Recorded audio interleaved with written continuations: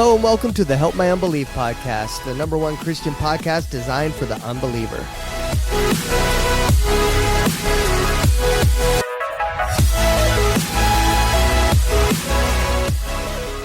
Welcome to the Help My Unbelief podcast. Welcome. I was speaking in tongues. You know what I mean? No. Welcome to week 16. Start it over. No, the Spirit knows what you mean, though. The Spirit knows what I mean. The Spirit's like, I think you meant episode 16, Zach. And I'm like, yeah, well. What episode are we on? 16? I think this is 16, yeah. Because I just watched 15 yesterday. Nice.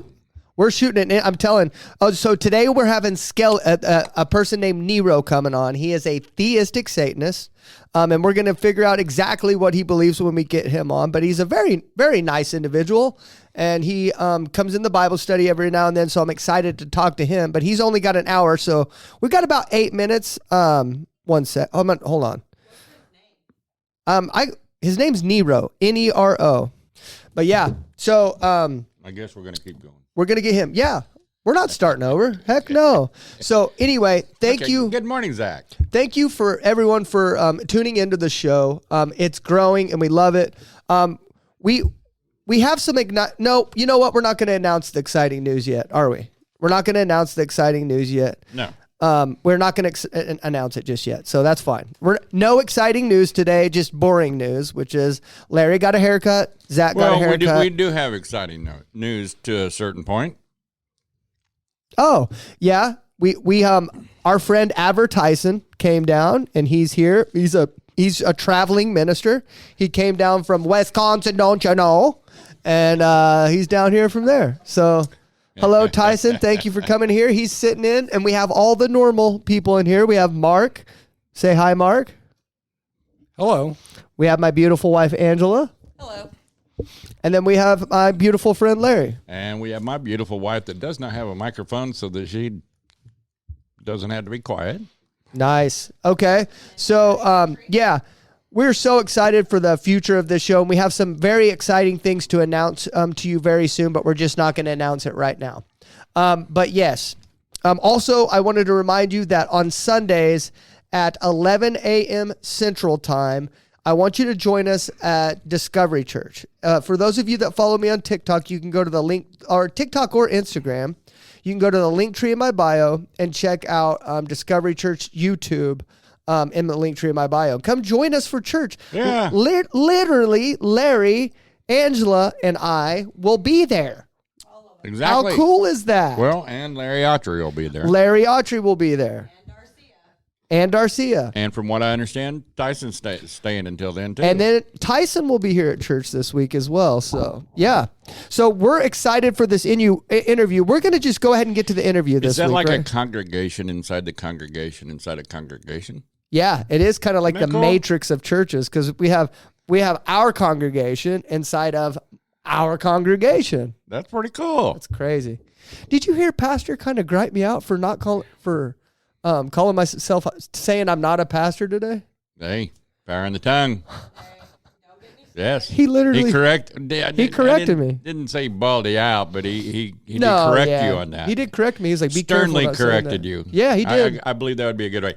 Yeah. Sternly corrected you. Do not call yourself, or do not call yourself a pastor. Yeah. Yeah. He actually referred to you as saying that you're a Stephen. Yep. Which is awesome. Is it? Yes, it is. That's the guy that got stoned to death, right? That was the first one, yes, that was martyred. I wish that would hurry up and happen. You know what I mean? I'm kidding. Right, I need a nap. Got to watch what you say, brother. Where's that? Oh, God. Is that tomorrow, or when do you think that's going to happen? I'm just kidding. We gotta be careful on the laughs this episode. We laughed for like 15 minutes at the beginning of last episode. Yeah, there was a lot of jocularity the last time. Gosh dang it with that jocular word. Kidding. Isn't Joking that around. silly? Okay. Funny attitude. Jocular. Did I explain it enough? Or do I need to get the actual My name's definition? Larry, and jocular's the only big word I know. And so I'm going to use the crap out of it. No, but I cannot sing the whole song of Supercalifragilisticexpialidocious. Man, dude, he even said it backwards. Isn't that crazy? Yes, and I couldn't even correct him if he was wrong because I Had no clue. I love me some Eric, dude. Yeah, Okay. he does have he brought a lot of fun to the deal. He sure did. I think he's just right there too, to where he wants to just dive in. I think he's right there too. I think he ought to drive down. I'm issuing it. You mentioned maybe driving down and seeing us. Well, drive down and see us. I just want him to drive down and see us when I'm not in the back, though. That would really stink if I was in the back on the day he drove down here, I didn't get to hang out with him. We would need to do a schedule, yes. Yeah. So anyway, all right. I wonder if he's been praying. I wonder if he prayed at all this week. I wondered that, but I don't want to ask him myself. Eric, if you're listening to this, have you prayed since your last episode? Be honest. Eric, it's just a conversation with God. That's all it is. Okay. All right. Let's get to Nero so we have plenty of time with him. He's going to be on a break. So let's get to Nero. Okay. All right. Satanist Nero. Hello. Nero, what's up, my dude? Hey, how's it going? Can I call you Nero? Is that what I can call you on here? That's my name, so. Oh, that's your real name. Oh, gosh. Why does everyone Yeah. have cool names and I don't have cool names? That doesn't make sense to me, dude. This is a Zach talking to a Larry. I know, right? Zach's a whole lot cooler than Zach Larry. has a Z in it, so that's pretty edgy, I guess. Yeah, it is kind of edgy. More than other names. Yeah. Yeah, I'm edgy, dude. You better believe it. Hey, Nero. I'm Larry. We have not had an opportunity to speak much or speak at all. Hi, Larry. You know, I see you in the Bible study occasionally. Do you watch the show?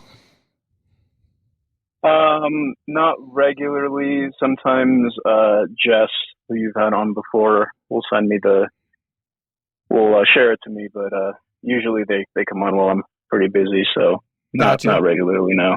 Okay. No. But I've seen it a couple times, yeah.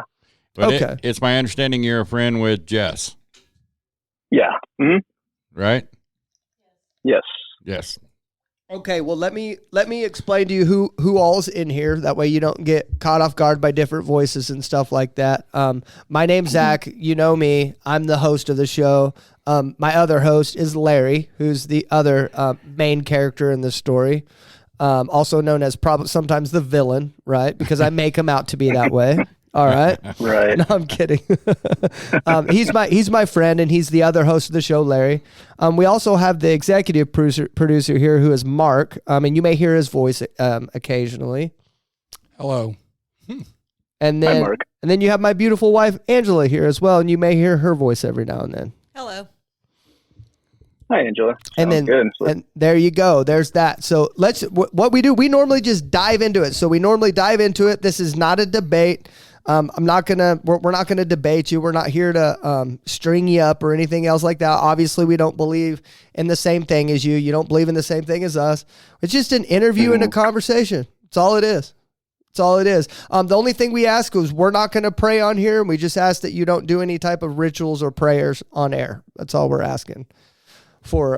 All right. On that. Sounds good. Okay. Yeah. And then, okay. So let's just get into it, man. So you are a theistic Satanist, correct? Yeah, that's correct. Theistic, traditional, couple other words you can use, but a bona fide devil worshiper, if you want to call it that. A bona fide devil worshiper, right on. And so Yeah.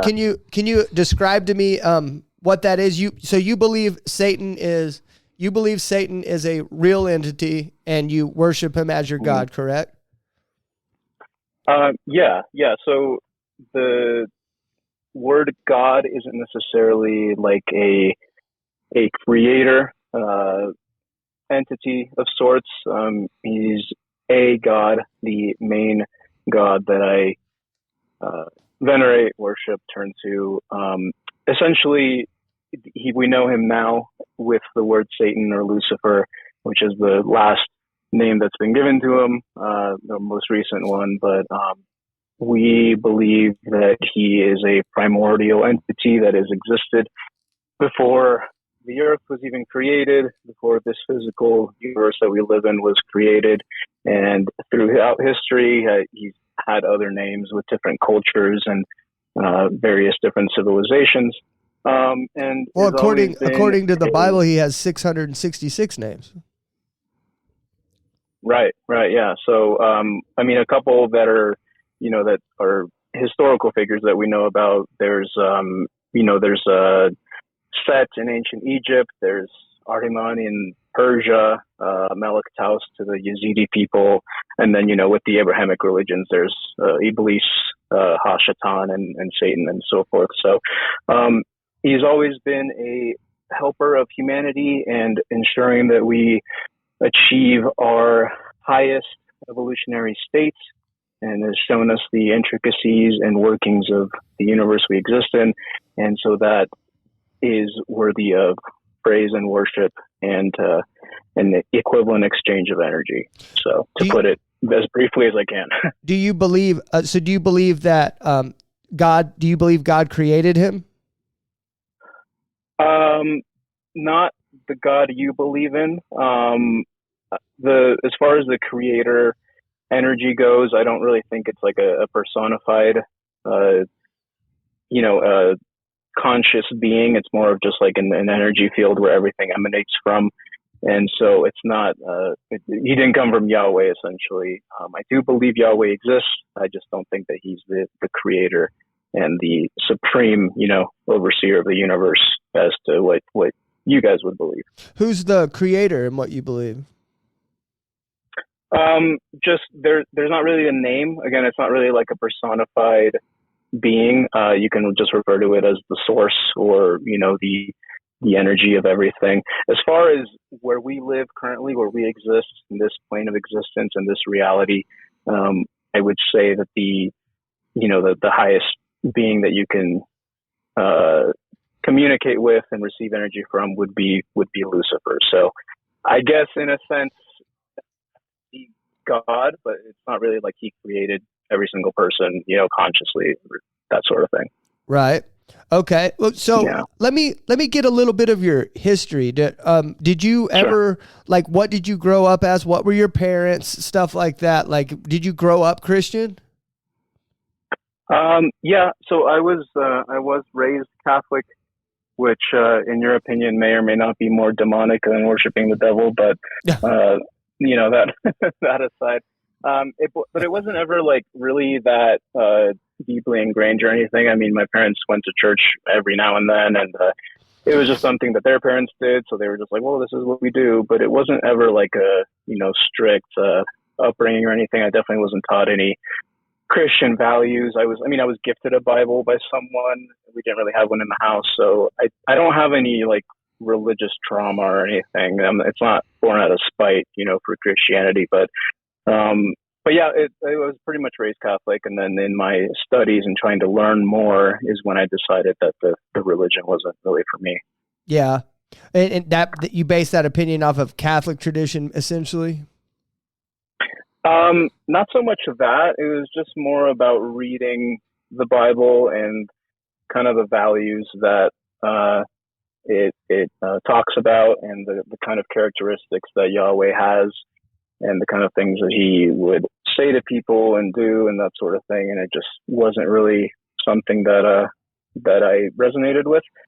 And then in delving deeper into different cultures and the occult, I guess you could say, and other practices is when I truly found where I would align myself. So, but I have a pretty rudimentary knowledge of the Bible, okay, so to speak. Well, what do you what's your view on Christianity right now? Like, whenever you look at Christianity, what do you think about, and what's your opinions on it? Again, I think I don't think it's inherently evil. Like, I don't see Christians as my enemies or anything. I don't see organized religion as my enemy. I'm not going to get into it, but I mean, obviously when it comes down to voting time, I'll just do my part and everyone will do theirs, and then that's it. I think it's detrimental to human evolution and to where we are supposed to get to. I think it keeps us in a subservient state, in a constant state of being oppressed, so to say. So I think it's detrimental to humans, and I don't think it's good for you. But I also believe that everything has a place and everything has a use in the world. So I I don't think Christianity should be done away with. I don't agree with it, and I think it's bad, but it all has its place. So Okay. I have a question for you. Yeah. Sure. Did you ever like have a relationship with God? Did you ever seek out one? Yeah. So I would say yes. I know I've heard, not from you guys, but I've heard people being asked this, and when they answer yes, usually the response is, "Oh, well, you didn't really know God, or you didn't really have a relationship with Jesus." I definitely, I feel like I did. Again, I believe Yahweh exists. I think he's a real entity. He's a God. So I definitely see what I know what that energy looks like. I know what it manifests like in your life. And I think it's real. So I definitely did have a relationship. Do you think when you had that relationship with God, would you say God's good? No, morally, you mean? Just overall good, just overall the definition of good. Would you think that God is good? You say you had a relationship with him, right? You were getting to know him. Whenever you had that relationship with God, would you say he was good? No. What caused you to think that? Again, because the whole model of the religion keeps you in a state to where you're, again, subservient and obeying and keeping your head down and just giving it all to God, and constant praise and worship, and it doesn't really take you anywhere besides keeping you as a lower frequency being in the world, and there's not really anything to it besides just giving all of your energy to this entity that's absorbing it, and then repeating the process with most of the people in the world now. I think Christianity is still religion, population based, and so there's not really anything there. I mean, if your thing is to just be I don't want to use the word slave because it's not really slavery, but obedient to a higher power and do nothing for yourself. If that's your calling, if that's what you're comfortable with, then by all means. But it wasn't for me, and I don't like the idea of being just looking down on you and telling you to obey and that you're below him in a sense. So okay, well, as a Satanist, what do you think happens when you die? So there's just turn this up. I'm gonna try to keep this pretty brief because it is kind of a lot.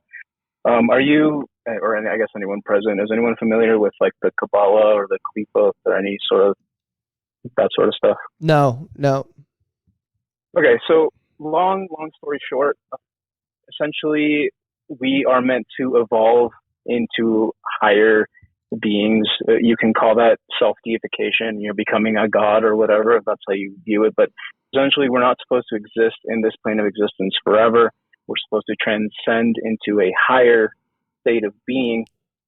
And the way we can do that here is by, learning about all of the inner workings of the world and how it works, and that manifests as having occult knowledge and I guess and using your terms, doing witchcraft and things like that. And once you understand the basics of that, then there's trials you go through, there's physical or I guess in the astral plane, physical places you go to confront the trials that you're supposed to face. And then once you complete that, and once you become the best version of yourself you can, then you will transcend and leave and go into another plane of existence. If you don't, if you keep living, I guess, as a Christian or, a Muslim or, someone who's Jewish, whatever, and any other religion, doesn't have to just be the Abrahamic ones. If you live in a constant state of worship and being subservient and not really doing anything for yourself and just thinking that it's all going to come from a higher being, then when you die, you will be shown, I guess, playback of your life and all the mistakes you made, and And for some people that may look like hell, or, if you had a good life, I guess it'd be pleasant. And then you would reincarnate and again get another chance to essentially escape or break the mold, or, go to a different plane of existence that isn't Earth, that isn't a physical human experience. So everyone has the opportunity to leave. And if you don't want to, or if you don't, it doesn't call to you, and you are okay with living life you live here as a human, as a three-dimensional being, then you'll keep repeating it and being reincarnated when you die into another person, different part of the world, etc. So who came up with this, and when did it come to be? Who's the originator of this? Of that idea of the afterlife? Yeah. It comes from Jewish mysticism. Again, it's all occult knowledge. Basically, people have had very real experiences delving into these realms. From astral projecting, right? That's where they've seen it. Yeah. So essentially, there's it's called the Qliphoth. It's the tree of knowledge, the allegory from the Garden of Eden. And there's 11 realms to travel to and 22 different paths to get there. It's this whole diagram. Someone in the Discord shared a diagram that looked exactly like it, but it had different organizations. I think it was to demote them as being evil, which again, to the Christian perspective, it is bad because it's occult knowledge. It's knowledge from, what you would call demons, to teach you the lessons you're supposed to learn. And at the end of it, in the realm of Samuel is Lucifer. So he's where you go at the very end. But it comes from Jewish mysticism. I don't really know the time period, but it predates obviously Jesus, because, it was the Old Testament, New Testament sort of thing. And then people have had real experiences, and they've seen these realms and have been taught by these beings, and they all have the same experiences. So, that's how we come to know that they are real, and that, the lessons we're supposed to learn there are the same for people. So I'm just sitting here thinking, and I'm like, man, it's a very real possibility, that God is exactly who he says he is. And then God, or Satan is exactly who God says he is as well. And if that's true, then you're being lied to, if that makes sense. Then you're being deceived, essentially, which wouldn't be hard to do for someone as small as us humans to get deceived by a supernatural entity, right? Wouldn't be that difficult. Like, do you ever think about that? Like, man, what if I'm getting deceived? Because the eternal consequences of getting deceived by essentially God's enemy it's pretty grave. Do you ever think about that? No, not really. Ironically enough, I think that the religion you're following is more or less a deception, because the one promise you're given above anything else, you're not promised a good life, you're not promised an easy life by any means. The one thing you're promised, if you're a devout, pious follower, is eternal life at the end, right? And it's after you die. So the only thing you're promised is something that you have to hope for and have faith for after you're dead, which is, conveniently enough, something that can't really be disproven, because once you're dead, and then if you are reborn, then you have a clean slate.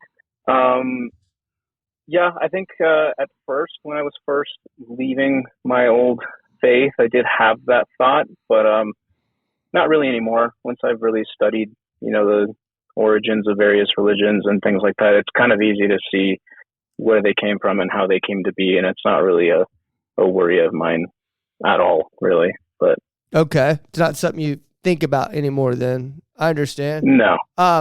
Okay. Well, it's something you got to understand from a Christian perspective. It's something that kind of shocks. It kind of takes people back a little bit. It shocks us too. It scares us, obviously, for you. Yeah. It scares us for you because of what we do believe in, obviously. But obviously we've spoke a few times as well, and we don't look at you as our enemy or anything else like that too, but we could dang sure see a reason why Satan would want to deceive the world. And we just see so many different religions popping up and stuff like that every day, almost every day.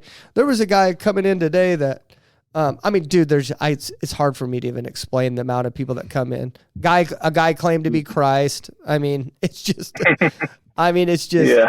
it's insane the amount of things that are popping up every day. But I notice whenever we do this, it got like when we talk to like Satanists and witches that are like, we know hell exists, or we know Satan exists and we desire to serve him, we don't really like the Christian God. It kind of sucks the wind out of us. You know what I mean? Because we're like, dang, man, that you're basically saying that even if God was the creator and you still don't believe he's worth worship, right? Yeah. If, let's say, hypothetically that your beliefs are 100% true and I'm, being deceived and all that. If I die and I face Yahweh and it turns out he's the creator and he, made me and all of that stuff, and I was supposed to follow the Bible and teachings and everything, then I would still, I would accept my judgment, and still, considering I still had a conscious mind, I would still think he's an immoral being. So, okay, just hypothetically. So you've said this a couple times. I just want to clear up what I believe a little bit, because you've said this a few times. I just want to clear up what we believe a little bit. Sure. We don't believe that you have to follow the letter of the law located in the Bible and stuff like that. We don't believe that you work and follow the letter of the law to get in the Bible. In fact, what we're reading today, especially in Galatians and 2 Corinthians, is that if you were to try to attempt to live by the law and what the 10 Commandments were, or what the law of the Old Testament was, that you would fail miserably. In fact, that there's no one on the planet that could even do that.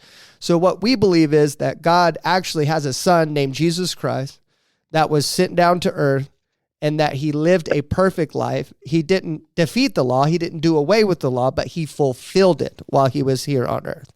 And then he died on a cross, and then he was buried. And then after 3 days, we believe he was risen again. And due to that happening, it was a fulfillment of multiple different prophecies of the Old Testament. And he actually fulfilled the law for anyone that accepts the sacrifice that he did and believes on him for that sacrifice. That's how we believe you get in heaven. It's nothing by what we do. It's by the work that Jesus Christ did, and all you have to do is believe on it. So it's really, I mean, in all honesty, it's a simple gospel, and it's really not that difficult to do. You just have to believe on Christ, and you become then you give your life to him and stuff like that. And obviously and then you receive something called the Holy Spirit after you do that, right?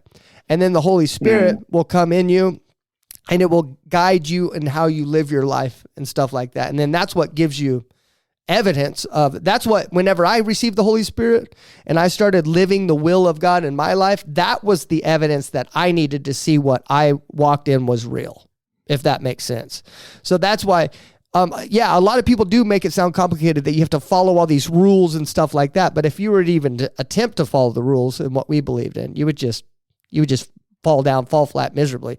Bible even states that there's no one on the planet that can do that, if that makes sense. So that's what we believe. We actually believe it's pretty easy. Like, thankfully to Jesus, it's pretty easy to get saved. I don't know. Have you heard about Jesus at all, Nero? No, I get what you're saying. Oh, okay. It's not so much the works part of it. It's just at the end of the day, Jesus is still one with the Father and the Holy Spirit. They're one and the same, right? And so, if God was and always is and always will be, then the things that happen in the Old Testament, it's still the same God, although there is a scapegoat now, for the sin of the world. It's still, there's still things that, to me, in my small human perception, are immoral, and it's just not something not a being that I would deem worthy of worship. I mean, even simple ideas like, Adam and Eve and the flood and all those things. I assume you believe those are things that actually happen and not just like allegories, right? Yes. I don't know what Yeah. the word So, allegory like- means, but I'm not very smart. Like a story, like a fable, like something to learn a lesson from. But you believe like creation and all that, right? Yeah. Right. Yeah. So like Yes. even the early stories, from Genesis and things like that, it just seems like, if it is true that God is just kind of toying with humanity for fun, and it's not really someone I want to give my energy to. So. Well, I don't believe that he was messing with them for fun. Yet you're talking about the flood in itself. There is physical evidence constantly being found that the flood truthfully happened, and it wasn't a localized flood. It was a world flood. Is it just me or is his voice sounding super good today? I'm also Sounds looking very real good powerful. today. Well, no, I wouldn't go It's that very, far. very raspy. God, you got some rasp going today, dude. Are you blushing right now? No, He could go to open mic night and sing, and he'd have that. He said, thing going on. he said, the only "There's one a that long train the coming." only one that finds my praise acceptable is God. Okay. Yeah, I agree with that. Mankind can't handle it. Yeah, your voice sounds really Look, good today. I do have a question for you. I've been sitting here quietly trying not to Yeah, disturb and not to anger and not to, I'm that's not my goal here. My goal is to show you as much love as definitely possible. One of the things that you mentioned is how we have to worship, yet we're not getting anything for it, basically. Do you not have to go through worship for yours as well? Because I mean, I don't know that much about Satanists. First, Well, second, this is the second time that we've had a theist Satanist, theistic Satanist. Yep. Satanist on here, and Yeah. you are giving a totally different Yeah.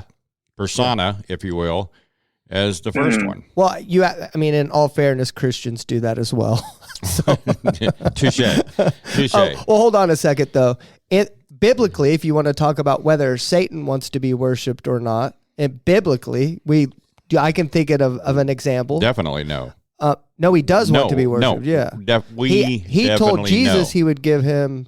He told Jesus that he would give him the whole world If if he'd he bow down to him. and worship Right. him. Yeah, so Satan does want to be worshipped. So to just answer Larry's question, Nero, do you worship Satan? Do you actually have practice of worshiping him? Yeah, so it's a little different. It's not like a complete bowing down and sort of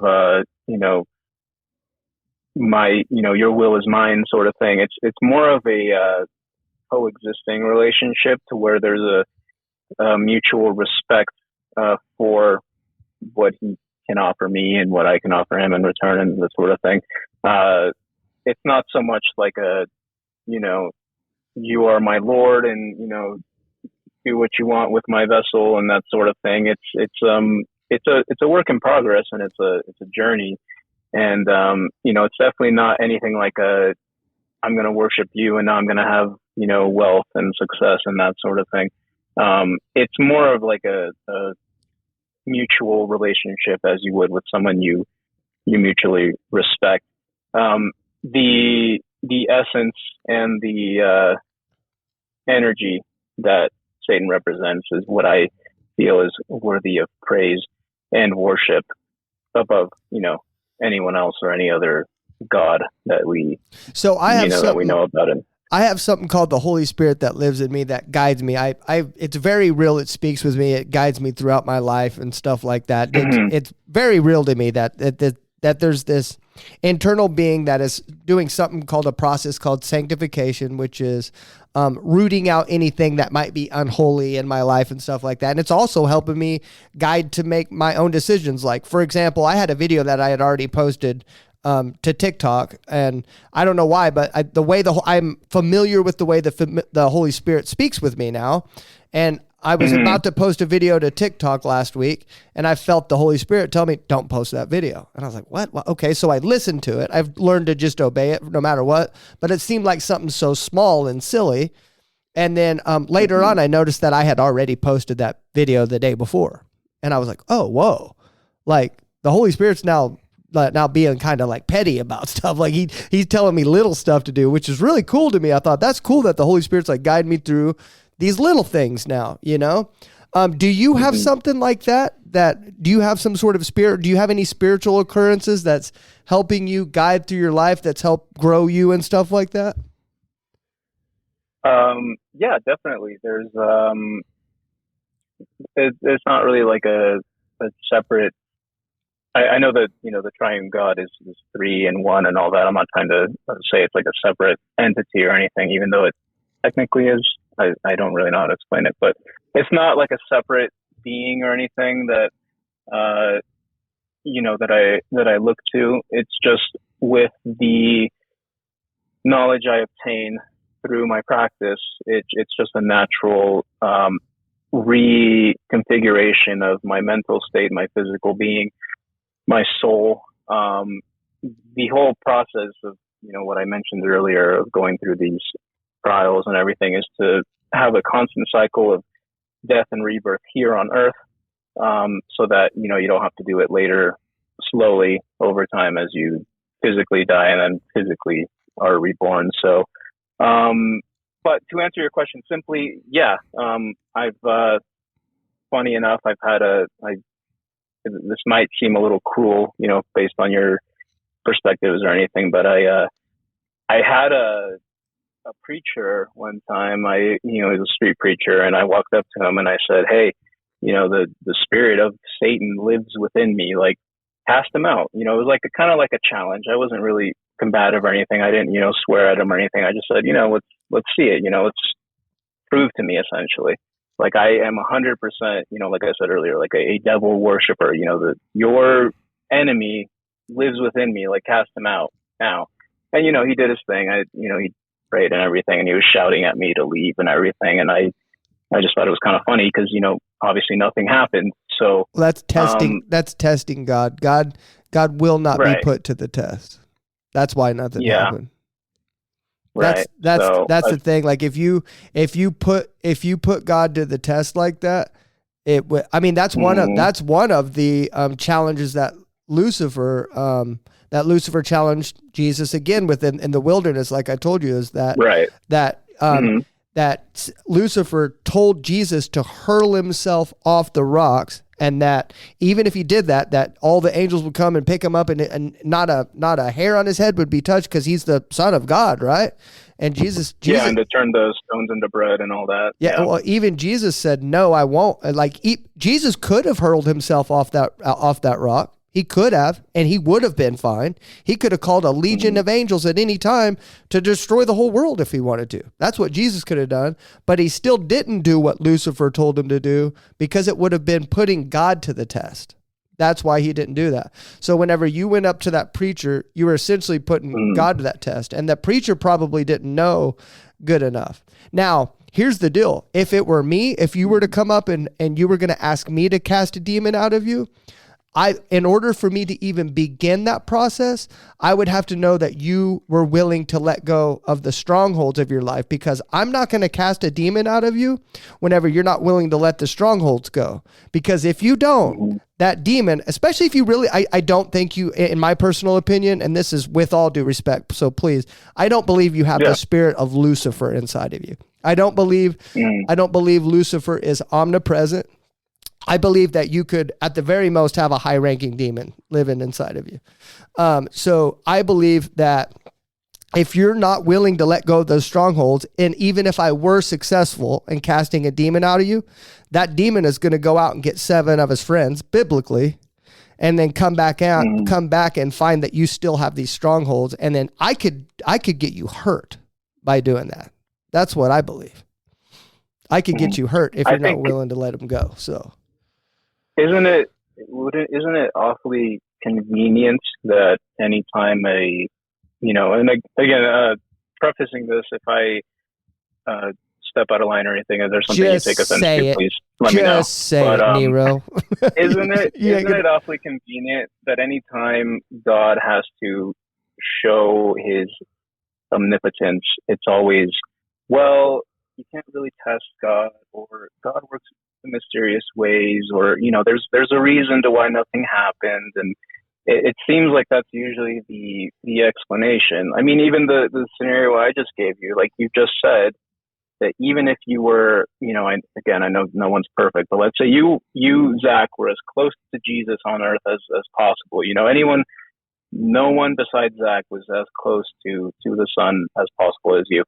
And even still, if I myself, as a human, don't let go of these strongholds, I think you called them, then nothing happens. Like, isn't that kind of a convenient way to just not really explain why nothing happens? Why I think nothing happened is because I don't think, again, that Yahweh is the all-powerful God in the world. I think there's, some power there and, some abilities that he can bestow on his followers and things like that. But I just think that nothing happens because he can't. Let me give you an alternative viewpoint, because I can see why you would look at it that way. I can see why you would look at it that way, but let me give you an alternative viewpoint, because I'm also looking at another Bible where Jesus says that a wicked and adulterous nation will look for a sign and they won't get any. They will get none, he said, 0. They will get 0 signs.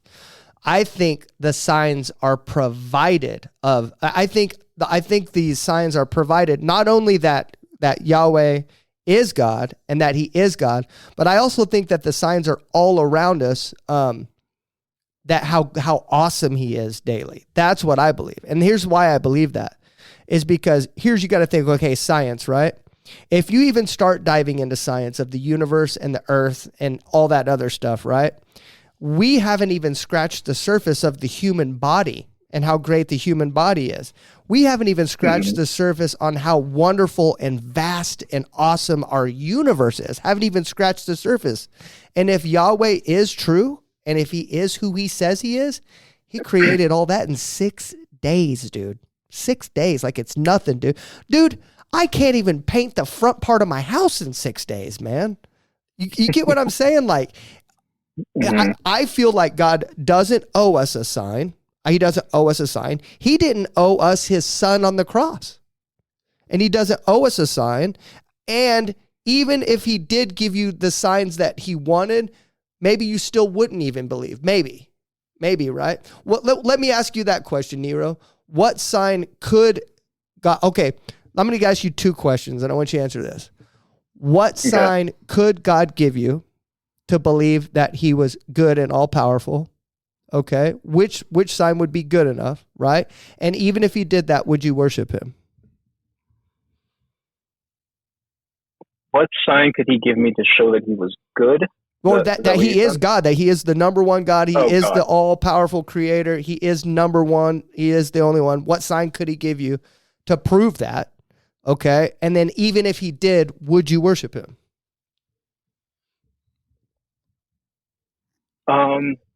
That's a good question. As far as the first one goes, I don't really know what kind of sign he could give me, I guess. The reason why I don't really think that he is, to not really dwell in it, is do you know what Yahwism is? No. So there's a religion, an Israelite religion that was polytheistic, that worshiped Yahweh as like the main God. But there was other gods, and including Baal, who is now seen as a demon. Yeah. And then, Ishtar and things like that. But there was, festivals, rituals, animal sacrifices, kind of like the ones that are still in Leviticus and things like that. And then eventually, essentially he was a god of war and storms, which conveniently enough, his preferred method of eradicating people is with a lot of rain. But even in like the places where the religion originated, there's like Petra, which is like one of the new 7 wonders of the world. It's like near Jordan.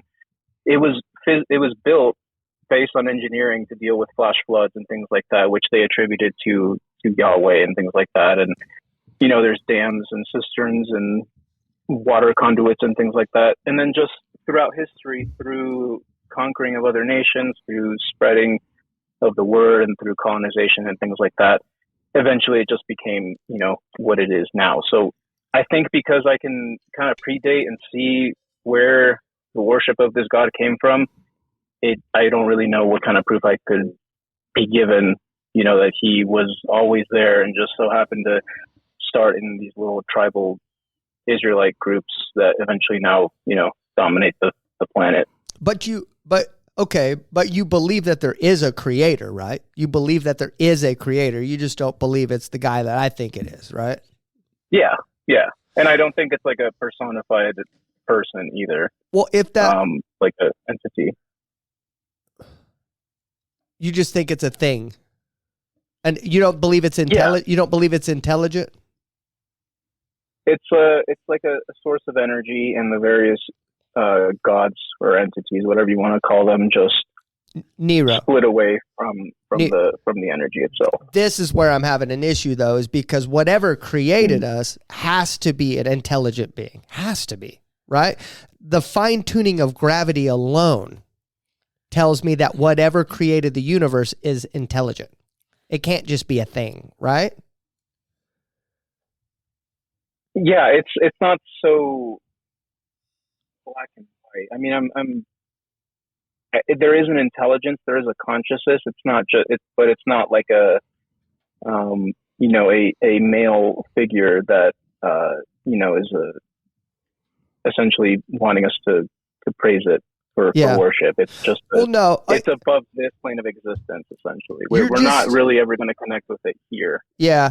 So I'm not arguing. Please hear my heart on this. I'm not arguing with you. I'm not trying to jam you up or anything like that. I'm not that. That's just not in my nature. Argue away if you want. No. That's just not in my nature. But I'm just that one particular issue. I'm just having an issue with that. Because in my opinion, that even if you like, I'm not saying that I believe that God isn't Yahweh and all creator and stuff like this. But what I'm trying to say is I'm budging a little bit to meet you kind of in the middle here. But I'm saying at least whatever created the world, it has to be intelligent. Okay, I'm willing to kind of back off my position a little bit just to entertain a conversation with you a little bit. That's what I'm saying. Mm-hmm. But the issue I'm having is, at the very least, the creator, whatever created everything, I mean, just the human body, and that's just a very small example. It has to be an intelligent designer, DNA. The fact that our heart alone, I mean, the cells in our body, the chemistry of the human brain, gravity is the most shocking one to me, that if gravity was off like 1/1,000,000,000% one way or the other, we would either be smashed into the ground or would be thrown into orbit. Like, that's how fine-tuned gravity is. So whatever created this, it can't just be something that's just around willy-nilly. It's got to be something that's intelligent, that fine-tuned the universe with a divine hand, that carefully crafted. I mean, you don't want to believe that you were created carefully and how special you are? I mean, I think maybe the way I was explaining it was incorrect. Okay. So it is intelligent and conscious. It's just not like a, you know, we I guess you say we're created in God's image or whatever. So we personify this being as like not really a person, but with human qualities. So I don't think it was a personified being that thought, you know, I'm going to make a special little, you know, world where I'm going to put these people and then, you know, get mad if they eat pork or if they are, you know, in love with someone of the same sex. Essentially, that's what I'm saying. So it is intelligent. Obviously, there has to be some force that we can't understand. I just don't think it's someone you really talk to, and it's not really something that's attainable in this plane of existence that we exist in right now. Well, you don't think whatever created you and everything around it would have a desire to have a personal relationship with you? No. Right. Yeah. Okay.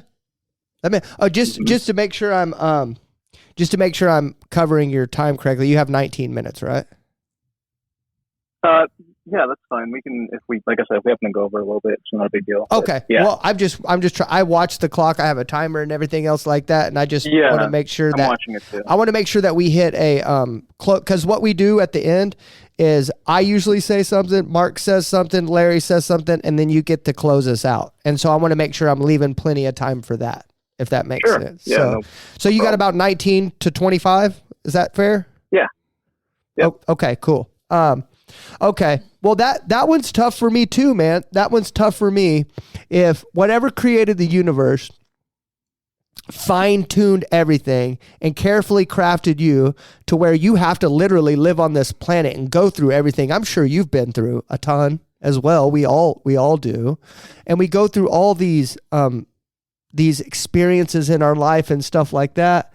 It's just hard for me to believe that whatever did that is just outside, willy-nilly, doesn't really care what happens with you. Well, first of all, I don't want to believe that. And second of all, it's hard for me to believe that whatever did take the time to carefully craft all this doesn't want to have a relationship with us. I think that second statement you said is the source of that, is that you don't want to believe that.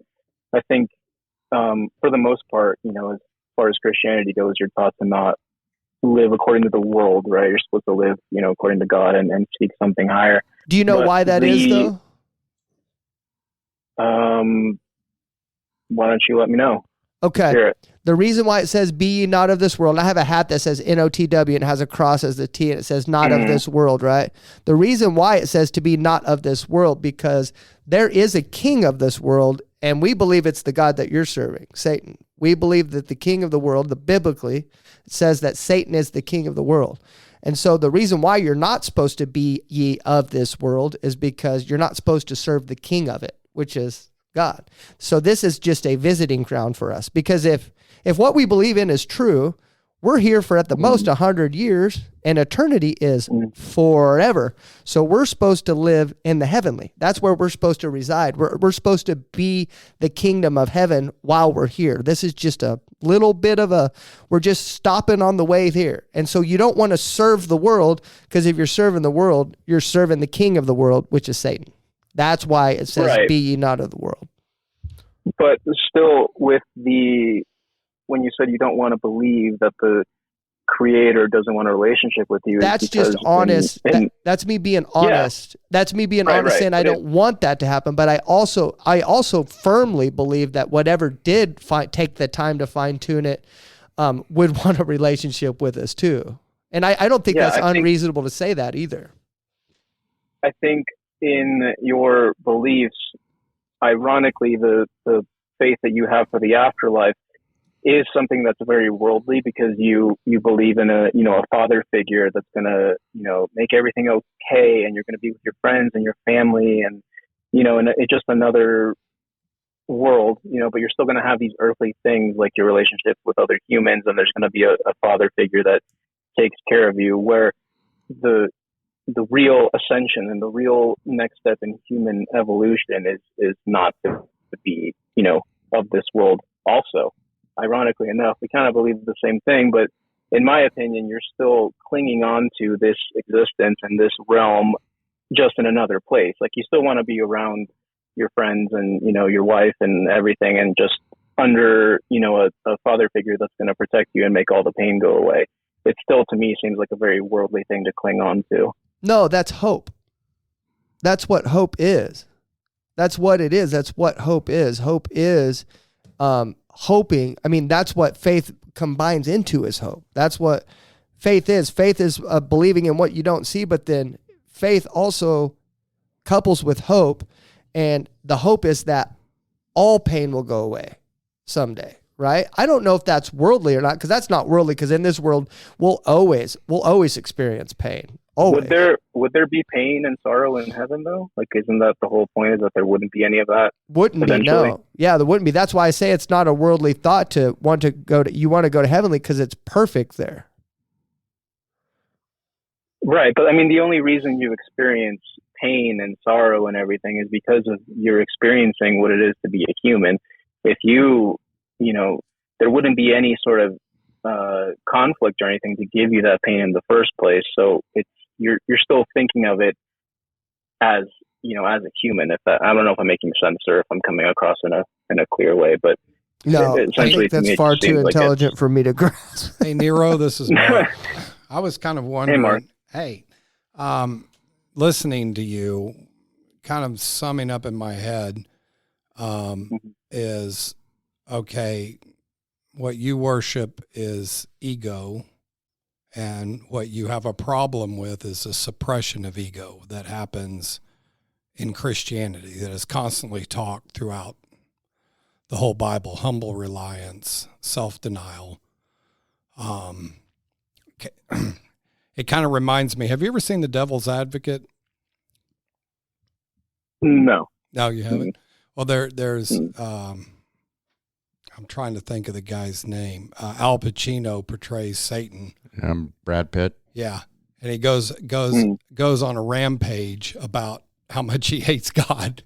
And it's all, he put all these beautiful things on the earth, and then he says, don't touch, don't taste, and he called God a sadistic, and I'm kind of hearing overtones to that. So is it reasonable to think that that's where the lure is for you, or where the positive is that it's no, actually it's actually the opposite. The whole point of the and obviously we don't have a lot of time to go through it, but what I was explaining when I first came on is the delving into the occult knowledge we're supposed to receive as humans now is to actually strip yourself of your own ego, and to not really think of yourself as a human who's here for the sole purpose of worshiping. The purpose of entering the cliff off I mentioned earlier is to confront your personal shadow that has to be faced and understood and absorbed, in order to become a vehicle of evolution. So, but, from a Christian perspective, it's all bad. It's all satanic. It's all, wrong, because you're not supposed to eat of, the tree of knowledge. Here, like in these realms that I mentioned earlier, I think that it's the tree of knowledge of good and evil. Right. And evil. Exactly. Right. So we encounter our fears, our restrictions, our inhibitions, weaknesses, all those sorts of things, with the purpose of understanding and conquering them. And it's difficult, but there's a merit that comes with that, because you become aware of confronting the negative and chaotic energies within yourself and understanding them. So the whole purpose is understanding the balance of light and dark and that sort of thing. So it's actually, again, I can't really get too much into it, because I could go on for like 3 hours Gotcha. explaining it. It is pretty dense, but it's essentially being aware and being in tune with both, not just the, good, I guess, quote unquote, good qualities that we can have as humans, like, benevolence, mercy, love. I feel those things every day. I love humanity. I love my fellow humans. It's not like I'm just a spiteful person living in a cave or something. It's just, it's the understanding of the balance of both. And from a Christian or Abrahamic religion perspective, delving into these things and understanding them and communing with these entities for the understanding is seen as forbidden, satanic. It's going to damn you to hell, that sort of thing. So that's essentially what it is. But bare bones, it's meant to strip you of your ego in the end. And it's a whole process. It could take a lifetime. It's not like I can just do it in a night. So fair enough. Okay. So just for the sake of time, we're going to go ahead and do the rounds. Okay, Nero? That way we can make sure we can get this in before you have to go back. Okay. We're going to go to Mark first. He's going to say his final thing to you, then Larry, then me, and then you're going to get it. Okay. Sure. All right, Mark. I'm kind of speechless. I don't really have much to say. I'm just going to listen. Thanks. Okay, fair enough. Larry? I understand from your viewpoint it is very difficult to understand faith. But one of the things in Hebrews 1:11 says, And without faith, it is impossible to please God, because anyone who comes to him must believe that he exists and that he rewards those who earnestly seek him. A couple of other verses, but for the sake of time, I'm just going to say, Jesus does love you. I completely believe that, and in no form or fashion did he ever punish any of us for fun or, just for his amusement. He did put us here with a purpose, and he left us alone to a certain degree to be guided by our consciousness, and that there are pitfalls that each and every one of us can stand in or fall in or trip in or be muddled by. And it is, I don't know, kind of saddening, I think would be my word for today. Saddening. But how old are you, by the way, Nero? I'm 27. I was going to say, I think 27. he's Sorry, I think he's kind of young because because he didn't know what the devil's advocate is, and that's 97. So right. Well, I kind of figured out that he was a little young just by the sound of his voice. He doesn't sound older. I know that sounds crazy, but it's the choice of your words that put you in the realm of my children's age is not my age.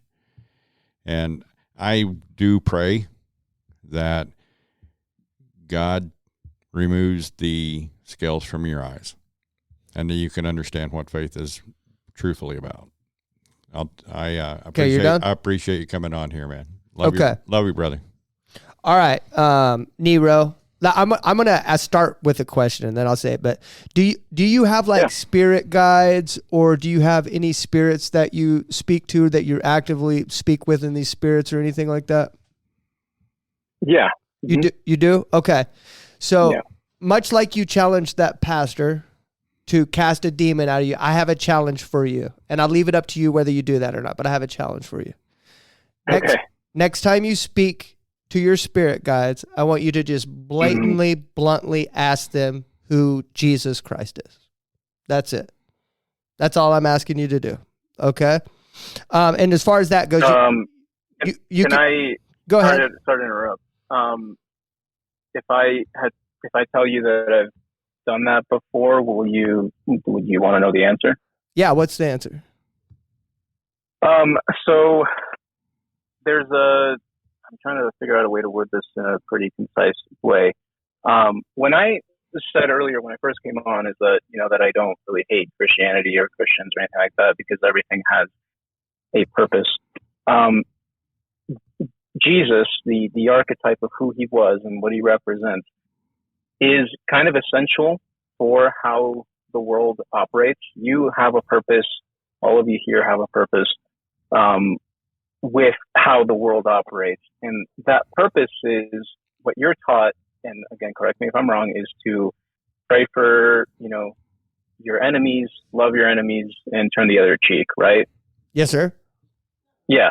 So with that, for people like me who don't do those things and don't believe those things, when we do certain things that, you can call witchcraft, black magic, whatever suits you best.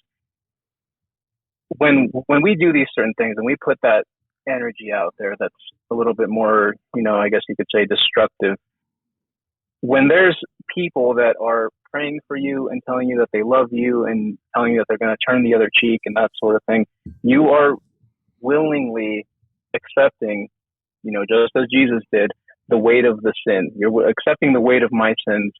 And when there's people that live their whole lives just, turning the other cheek, loving their enemies, not retaliating, and not, doing anything harmful back, you are accepting that energy for whenever you pray for someone that isn't a Christian or that's, doing certain things. So that's why when you look around, I don't know your personal life or anything, but if you look, usually Christians have a lot to go through, and they don't have easy lives at all.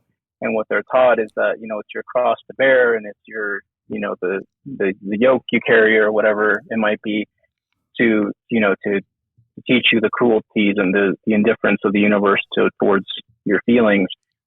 When in reality, you're accepting all of that because you're loving people like me, you're praying for people like me, and you're turning the other cheek. So I know that once I'm done here and once I leave, you might not believe it and you might not think about it ever again.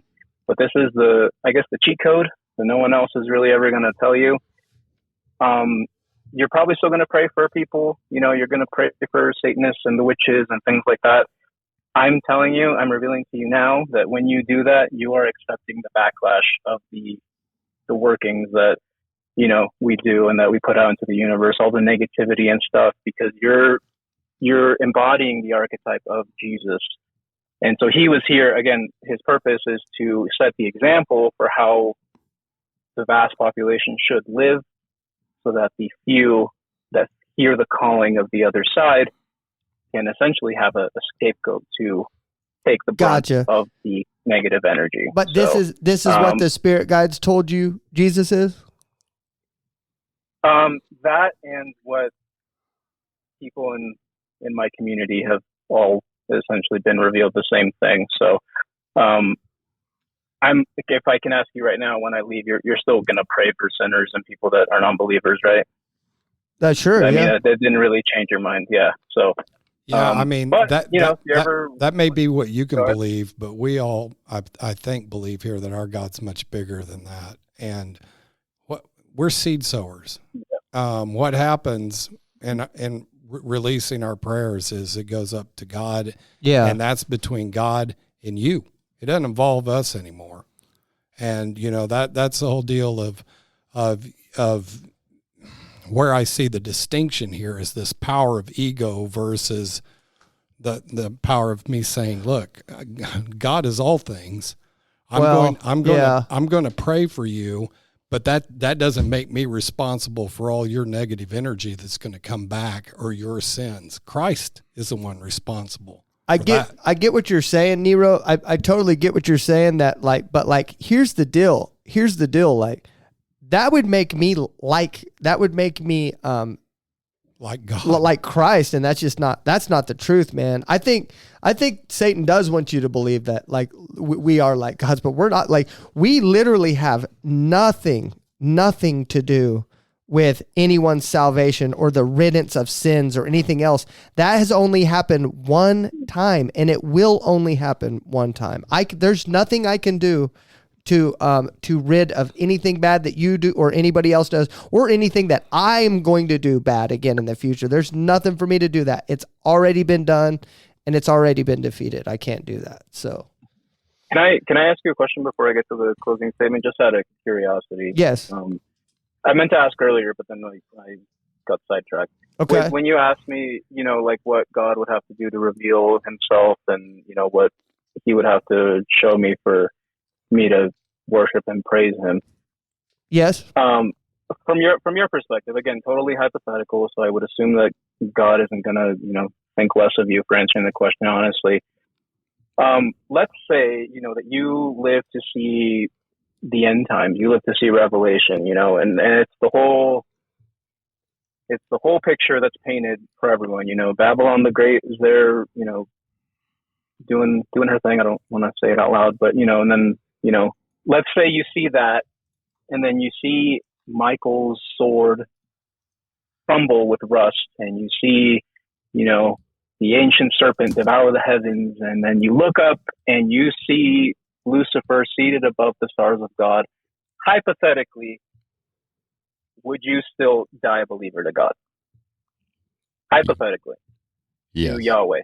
I would. I can't even hypothetically answer that, because you got to understand the end of the story has already been written. There is no Right. The end of the story has already been written, that the originator of the story, where everyone derives their story of their religion from, the ending of that story has already been written. I couldn't even put myself in that position to think that Satan's going to be set on the throne.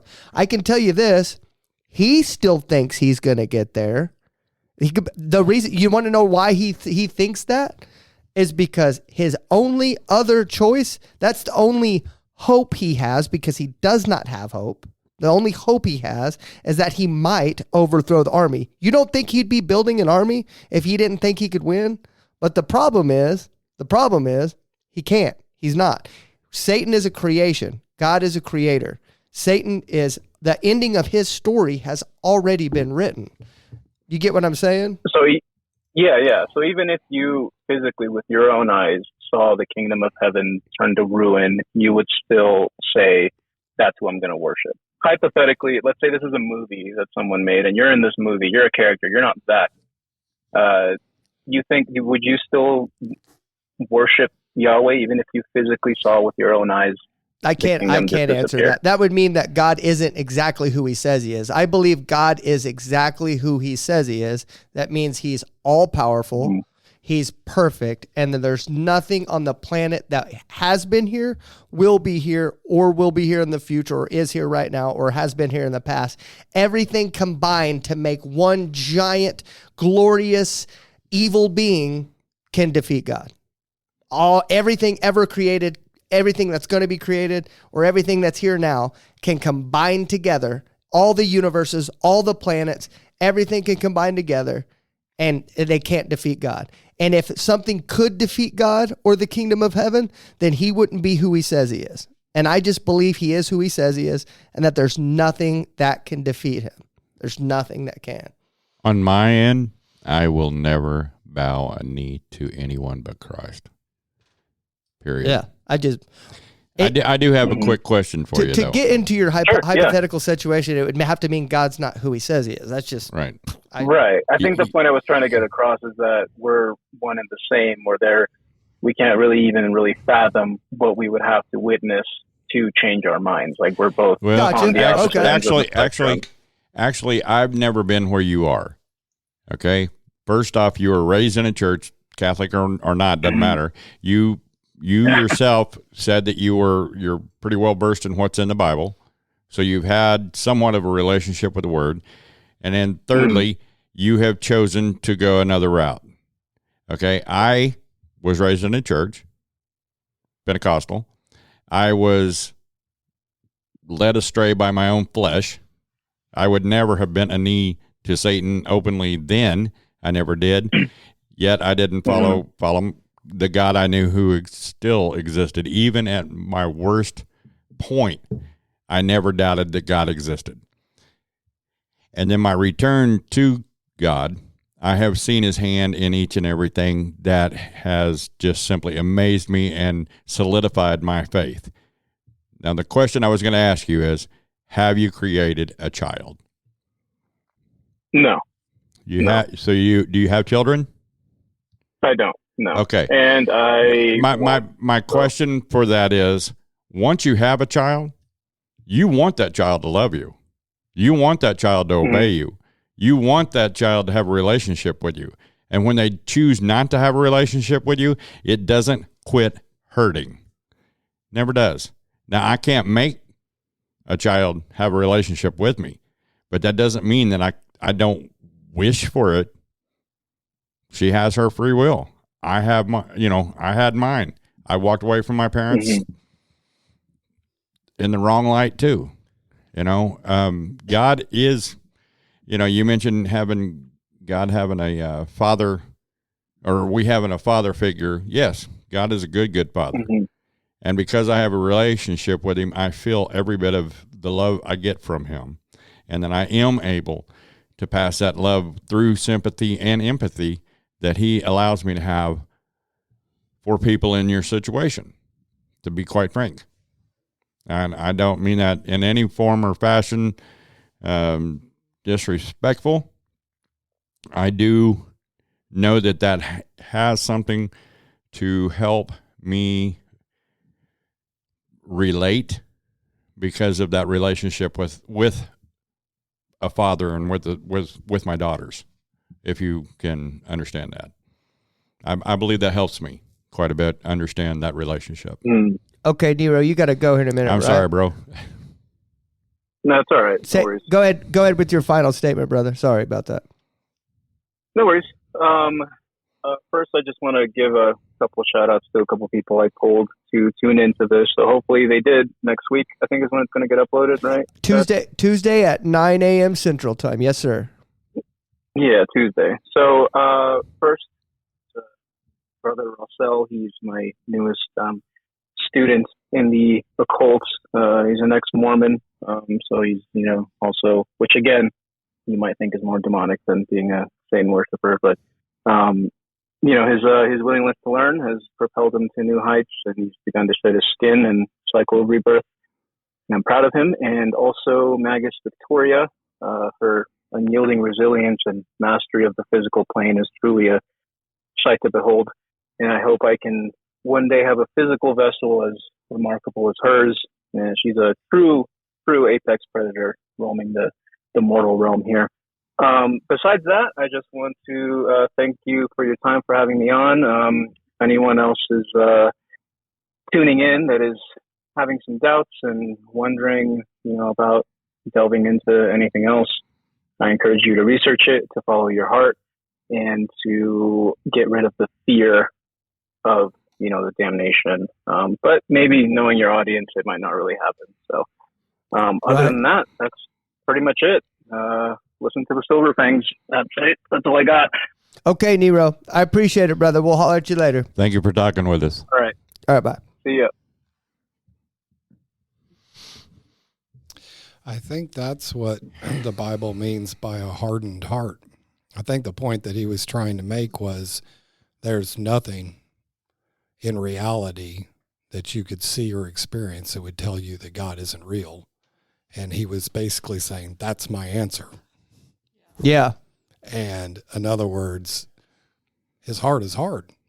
And it's been hardened. Well, yeah, because like I was making the refusal to answer that question. I was like, hey, God, if I saw Satan sitting on the throne of heaven, right, would I worship Satan? The answer is that would mean that I was wrong about that. I was wrong about who I was serving the whole time. And so that would make it a false religion. Like I would be serving a false God, right? Because I'm sorry, but there's no one that can defeat God. There could be 20 Satans and he's not going to defeat God. There could be 1,000,000 Satans and he's not going to. Satan is a little tiny little P ring on God. I don't know if that's the right thing to say or not, but like no, but it's a constant thing. Satan, Lucifer, wanted to be above God, and he said he'd make his throne. I mean, he pretty basically said Scripture at that end point right there. He said that if you see Satan above the crown of God, in the stars, my God's not that small. Okay, Satan's small, and he keeps convincing people that he's big, and he's not that big. He's yes. You did I'm going to correct it now. You did mispronounce or misstate one of the times when you were talking about Satan being the God of this world, and you put God in that statement. I said king. You'll catch it. Yes, you'll catch it when you edit it. But I cringed when you said it, so I know I didn't say it. God. I said king. Okay. Through that, say God. He was thrown. I was actually very. Hold on. Well, you were on it, but Satan was thrown to this earth. Okay, it didn't say this universe. It didn't say this spectrum of the universe. It said to this earth. And if you back up, I've seen pictures of where they back off of the world, and the further they back off, the smaller it gets in the universe. Then it disappears into the Milky Way, and the further back it pulls, the smaller the earth is. And he's been contained to this little microdot. He's in jail. He's in worse than jail. He's been contained to this little microdot. Yes, he's a little bit bigger than us. Right. That's why we need God so bad. Yeah. And he is so sly. I mean, the Bible tells us about how sly he is. He is so sly that he constantly slides in with those little bitty doubts. And before long, you got this great big ball of doubt. And one of the things that Pastor Ben spoke this morning at Ambassadors instead of Pastor Didi. And one of the things that he pointed out is something that I've felt and I've said in roundabout ways a lot. And it's right now, this generation is drowning in information, yet it's starving for wisdom. They are so overwrought with this information age. If you take a look at, let's just go 2,000 years. I mean, we progressed a little bit at a time until 1900s. And then, bam. 5,000-year leap. It's like dramatic. In 1 century, how much information has come blasting at us.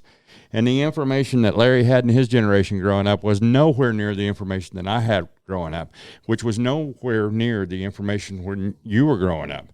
And now we got these 27-year-olds, millenniums. Is that the right terminology? Millennial. I'm technically a millennial by definition. Okay, what's this next generation coming? Gen Z. Gen X Z. or Gen Gen Z. Z. I'm Gen X. You are now a grandfather, right? Correct? Mm-hmm. You are now a grandfather. Can you imagine if Christ does not come back before that grandchild gets to be your age, how inundated with false information that they are going to be? I mean, if you go from nasty, the teachers being able to whip his butt at school, right? And then whip my butt at school. And by the time you got to school, there wasn't even whippings. And, bull crap. Now they're telling them they need Bull to crap. decide whether they're boys or girls, too. Yeah. Bull crap. And the stuff that I'm seeing. I had a teacher that had a ring that went up that high, and if you talk too loud, she'd punch you in the head with it. She must have been an old school teacher from our time frame. Literally, just if you were talking too loud or something, she'd pop you in the top of the head with that ring. And I'm talking, you'd be like, one of your eyes would be blinking funny for the rest of the day. But I mean, I am just. Do you see how? I'm just beat up with how misled everybody is. Do you see how Satan was trying to get Christians to be afraid to pray for other people in that? Oh yeah. Yeah, I felt that. Satan's convinced Nero that we're going to suffer. That we're going to suffer for praying for unbelievers. Right. That's insane. I don't know if you caught that or not. Yeah, I'm listening. I'm telling you, I was more quiet on this one than I have been, and it was the Holy Spirit had me. I wasn't even chewing a mint. I was like this. He was right. Mm-hmm. He was right that he was like Satan knows the algorithm of being a Christian, because I call it an algorithm because once you become a Christian, it's almost the same for all of us. You become a Christian, devote your life for God. Life inevitably gets harder, right? Life Very inevitably much so. gets harder. Well, he takes the true word of God and twists it a little bit. Satan does. And he tells Nero, you know what happens? You notice that, right? You notice that when Christians get to know God and they give their life to God, that it gets harder. Here's why. Because they're embodying what Christ is, and then they pray for unbelievers like you and everybody else, and they have to take on that punishment just like Christ did. Christian, right? And it's like, wow. Like, literally, that's what he wants you to believe. That way you'll stop, because guess what? Guess why Satan doesn't want you to pray? Wait a minute. I was just sitting there thinking, okay, so I should have cancer. My legs should Right. be gone. I should be smoking and drinking. Right. I should be in a bad marriage because I prayed for a good marriage. I prayed. Boy, all the prayers we do in Ambassadors for old people. I mean, that's what we are, and we all have ailments, and our body wears an out. Well, they just use the doubt, like you're going through something, but right? see, that's something well, else. the reason why you're going through that's because you prayed for people. Yeah, but the thing is that even some Christians have this idea, and I'm going to step out on a limb with this because I really haven't said a lot about it.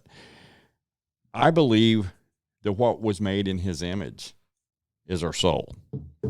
I don't totally believe that. I mean, I know that God doesn't have, knee joints, and it says in the Bible, God is spirit. Yeah, we are made in his image of a spirit. And this body is a human.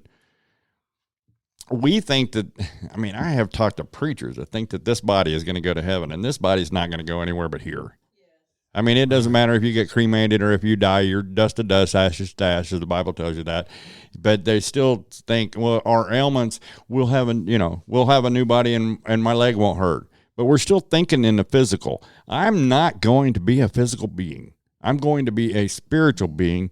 Then the part that God put in me and each and every one of you, and even the non-believers, because everybody's born in the image of God. There is a part of God in us that he has given us. I don't know any other way to explain this, but, one molecule of God is he gave you, okay? He gave each and every baby that was born.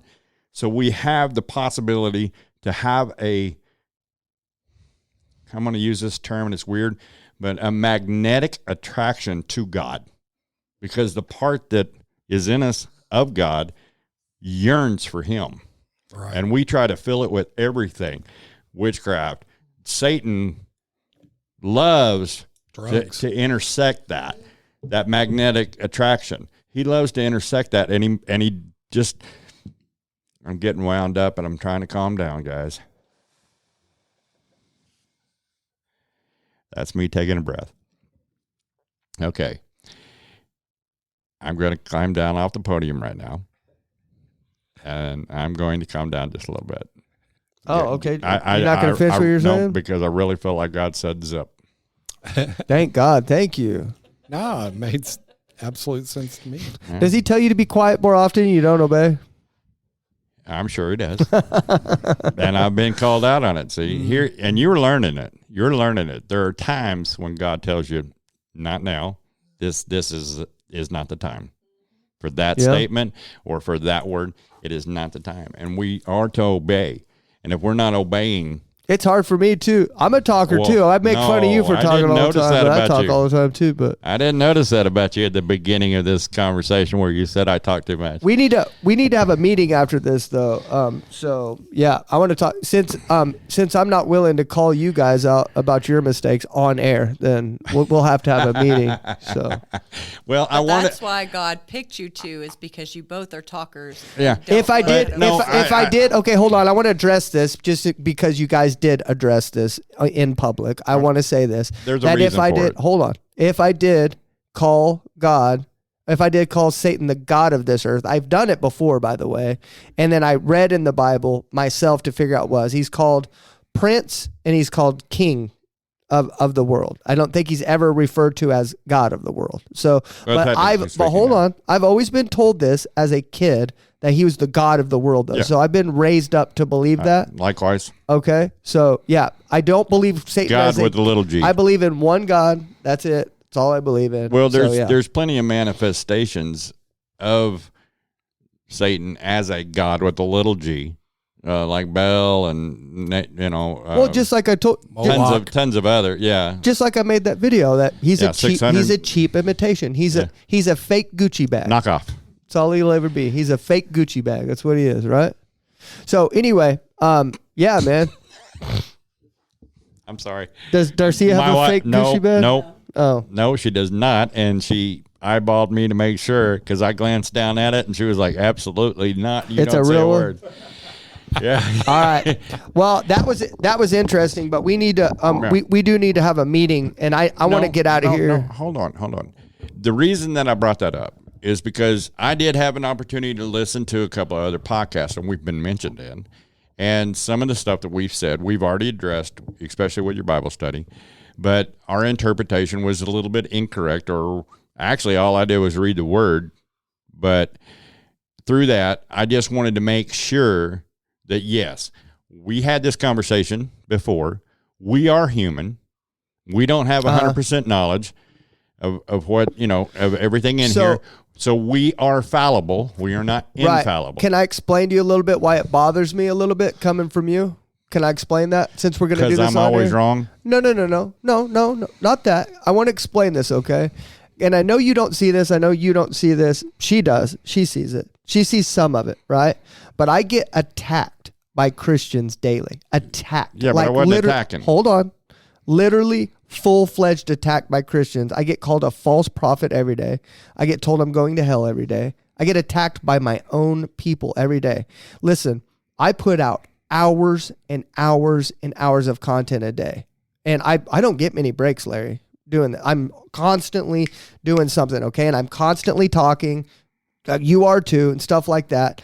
I think we need to have a little wiggle room for being wrong every now and then. Does that make sense? Yes, or saying the wrong thing? The reason I brought it up in this format was because make sure we did, yeah. That the Christians that want to bash on what we said can understand that, we do. We are not maybe I shouldn't feel attacked. Maybe I shouldn't feel attacked by you, but I guess I'd rather it be done in private, but maybe I shouldn't feel attacked by you. But like, I at least want to know I have a place where I can go to where I'm never going to get attacked. And I would like that to be here. Does that make sense? Okay. I want this to be my home. But like Pastor Can this Kevin, be home? Can I have a hug right now? Yes. Pastor Kevin Hold both of my hands and give me 5 seconds of uninterrupted. My arms aren't long enough. I want 30 seconds of uninterrupted eye contact. Ready, go. I'm just kidding. He couldn't handle it. He couldn't handle it. Make it stop. Hey, he dropped it after 2 seconds. I was ready to go. Well, because his eyes were going like this. Yeah.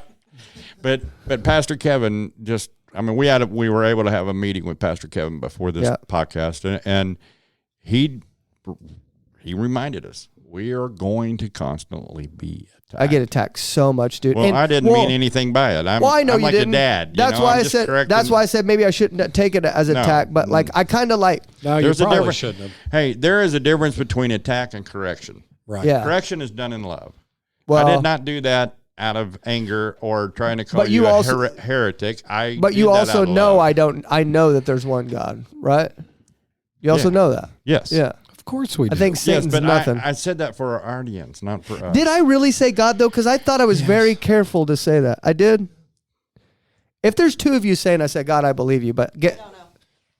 I'm going to edit it, so we'll see. But anyway, this kind of, today I felt like it went well. I think there's, it just makes me sad. There's just like in my lives lately, I know you haven't been there the last couple of days, but dude, there's been some people that are Christians that come in and start just saying some crazy stuff about Christianity now. I know. There's people that calling Paul a false prophet. There's just something new every day. And I'm like, whoa. Yep. Well, I was there for were you today? an hour and a half yesterday. Oh, yesterday. Yeah. I was, and I told you, I'm so busy you saw painting. some of that. Oh, yeah.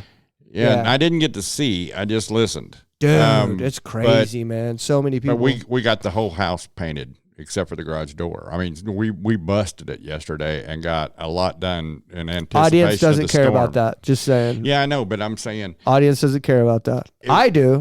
I don't really when I care, get that busy, or if I'm that busy driving, I can't get in there and help you out. But I know that the girls had your back on it all because they always got your back on. Yeah, they do. It's just an amazing group. So, but I did get throughout the day. I listened to a couple of the podcasts, and one of them that I did. Our friends from Tox and Crocs podcast, man, they mention us almost every time they're on the air. Oh, It's really? unbelievable. Nice. Oh, good, Nice. Chris. Yeah, they did. If you got an opportunity, go listen to them. They got Tox a lot and of Crocs, wisdom. yep. Yeah, a lot of wisdom on that. I'm just thinking we need to hurry up and get a team so I can take breaks every now and then. I think that helped me out a lot. Team is on the Bible study? Like a team in everything to where I can actually take breaks in the ministry. Yeah, I think you're burning the candle at both ends a little played bit. out, boys. I'm played out. But I don't have time to stop right now. I just don't. Nope. I just don't. But it's coming. But it's coming. It is coming. But it's okay. coming. Let's wrap it up so we can give the audience a less than 2 hour podcast this week. How about we do that? But thanks again, Nero, for coming on. I appreciate it. But we're going to go ahead and wrap it up. Thank you, everyone, for listening. We love you. We are out. I'll take you home. Thank you so much for listening to the Help My Unbelief podcast. Please don't forget to like, share, and subscribe. And more importantly, tune in every Tuesday at 9 a.m. for new episodes.